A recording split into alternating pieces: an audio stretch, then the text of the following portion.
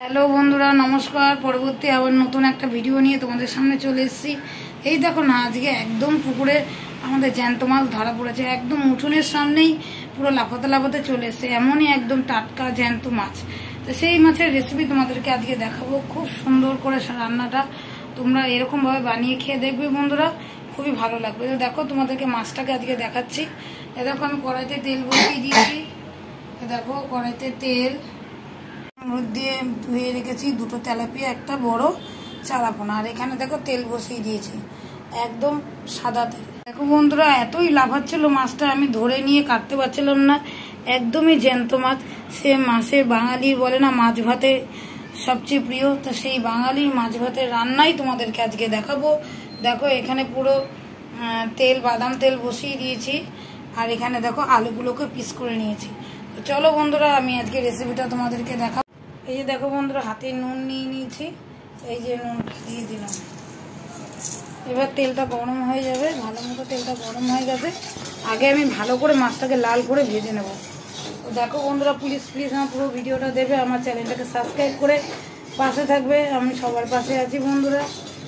ভিডিওটা খুব সুন্দর হচ্ছে, একদমই সুন্দর। টাটকা মাছের ঝোল দেখাবো। বাঙালির তো মাছ ভাতেই সবচেয়ে প্রিয়। চলো বন্ধুরা, খাবার পরে কিন্তু থালা নিয়ে বসে যাবো খেতে অবশ্যই। দেখো বন্ধুরা, মাছটাকে এবার আমি তুলে নিচ্ছি। একদমই ভালো মাছ, টাটকা জ্যান্ত মাছ। দেখো, মাছগুলোকে ভাজা যাচ্ছে। এক এক করে আমি সব কটা মাছই ভেজে নেব। দেখো বন্ধুরা, দুটো তেলাপিয়া, আর এখানে একটা চারাপোনা কত বড়টা। আর এখানে দেখো আলুগুলোকে পিস করে নিয়েছি। আমি এক পিস করে মাছ পুরো হবে ভালো মতো ভেজে নেব। দেখো বন্ধুরা, এরকমভাবে আমি এক এক করে সব কটা মাছই ভেজে নেব। দেখো, সুন্দর লাল করে মাছগুলো ভেজেছি। এবার আমি চারাপোনা মাছটাও দিয়ে দিলাম। একেবারে মাছগুলো দিয়ে দিলাম। ঠিক এরকমভাবেই লাল করে মাছগুলোকে বন্ধুরা ভাজবে। এবার মশলায় দিচ্ছি দেখো বন্ধুরা, হাফ টমেটো, দুটো কাঁচা লঙ্কা, দুটো রসুন, আর এখানে আদা, আর দিয়েছি কিছুটা জিরে, আর এখানে গোটা ধনে। এই মশলাগুলোকে এখন আমি ভালো করে বেটে নেব। দেখো বন্ধুরা, এখানে হাফ টমেটো, দুটো রসুন, আদা আর কাঁচা লঙ্কা, এগুলোকে ভালো করে মিক্সিতে পেস্ট করে নেব। আর এখানে গোটা ধনে, গোটা জিরে, এটা আমি শিলে বেটে নেব। এই মশলাগুলোকে মাছের জন্য বেটে নেব।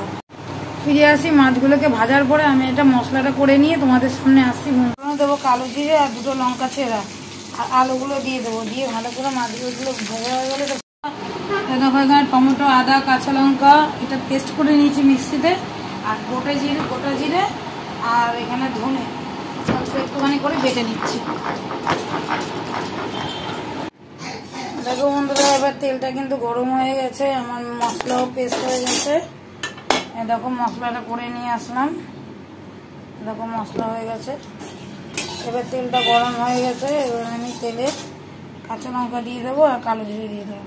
জ্যান্ত মাছটা কিন্তু কেমন হচ্ছে বন্ধুরা, তোমরা কিন্তু অবশ্যই কিন্তু জানাবে। ভালো লাগলে আমাকে লাইক আর কমেন্ট করে জানাবে কেমন হচ্ছে। একদম বাঙালি জ্যান্ত মাছের ঝোল বন্ধুরা। এবার আগে কালো জিরেটা দিয়ে দেবো,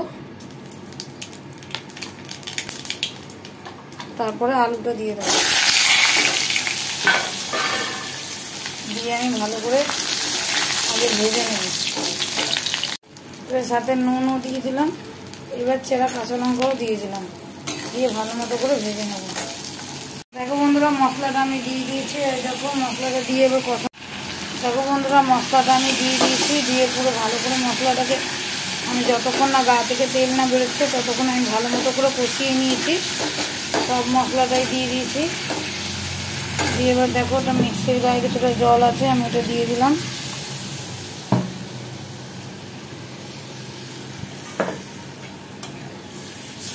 এবার কিছুক্ষণের জন্য আমি ঢাকা দিয়ে রাখবো। বন্ধুরা, মশলাটা ভালো মতন করে কষানো হয়ে গেছে। এবার আমি জল দিয়ে দিয়েছি, পরিমাণ মতন জল দিয়ে আমি মাছগুলো আমি দিয়ে দেবো। বন্ধুরা, ঝোল কিন্তু একদম টকবগিয়ে ফুটছে। যেরকমভাবে মাছ আমার ঘরে উঠানে উঠে লাফাচ্ছিল একদম জ্যান্ত টকবক করে, সেরকমভাবে ঝোলটাকে ফুটছে। দেখো তোমরা, এরকমভাবে টকবগিয়ে ফুটছে। তো আমি মাছটাকে এখন দিয়ে দেবো। আমার জ্যান্ত মাছের ঝোলের রেসিপিটা কেমন হচ্ছে বন্ধুরা অবশ্যই কিন্তু জানাবে, পাশে থাকবে। দেখো এবার আমি কিছুক্ষণের জন্য ঝোলটা আমি ঢেকে দেবো, 5 থেকে 10 মিনিট পরে ফিরে আসবো। এবার আমি ঢাকাটাকে খুলছি বন্ধুরা। বন্ধুরা আমার মাছের ঝোলের রেসিপিটা কেমন হচ্ছে অবশ্যই কিন্তু জানাবে বন্ধুরা। একদম জ্যান্ত মাছের ঝোলের রেসিপিটা ভালো লাগলে বন্ধুরা পাশে থেকো। চলো বন্ধুরা, এবার আমি রান্নাটা আমার কেমন হয়েছে অবশ্যই কিন্তু জানাবে। আবার আমি কালকে একটা পরবর্তী নতুন রেসিপি নিয়ে চলে আসবো আমার রান্নাঘরে।